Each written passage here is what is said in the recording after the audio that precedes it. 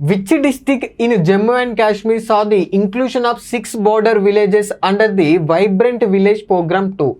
జమ్మూ కాశ్మీర్లోని ఏ జిల్లాలో vibrant village programme 2 కింద 6 సరిహద్దు గ్రామాలు చేర్చబడ్డాయి? ఒకసారి కనుక ఆప్షన్ చూసినట్టయితే Samba, Rajouri, Jammu, Kathua.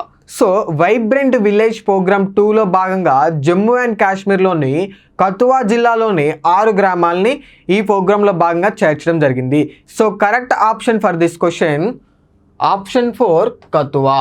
Coming to the vibrant village program. ఈ వైబ్రెంట్ విలేజ్ ప్రోగ్రామ్ని ఎప్పుడు స్టార్ట్ చేశారు అంటే 2023లో స్టార్ట్ చేయడం జరిగింది. ఏ మినిస్ట్రీ కిందకి వస్తుంది అంటే మినిస్ట్రీ ఆఫ్ హోమ్ అఫైర్స్ కిందకి వస్తుంది. ఈ యొక్క ప్రోగ్రామ్ యొక్క ముఖ్య లక్ష్యం ఏంటి అంటే సరిహద్దు ప్రాంతాలు ఏవైతే ఉంటాయో సరిహద్దు ప్రాంతాల్లోని గ్రామాల యొక్క ఇన్ఫ్రాస్ట్రక్చర్ని డెవలప్ చేయడమే దీని యొక్క ముఖ్య లక్ష్యం. ఇందులో భాగంగా 2023లో స్టార్ట్ చేసింది వైబ్రెంట్ విలేజ్ ప్రోగ్రామ్ 1.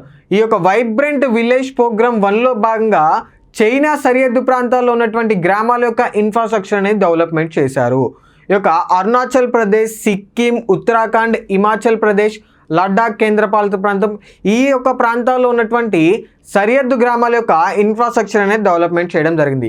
ఇప్పుడు వైబ్రెంట్ విలేజ్ ప్రోగ్రామ్ 2లో భాగంగా జమ్మూ అండ్ కాశ్మీర్లోని కథువా జిల్లాలో 6 గ్రామాలని సెలెక్ట్ చేయడం జరిగింది.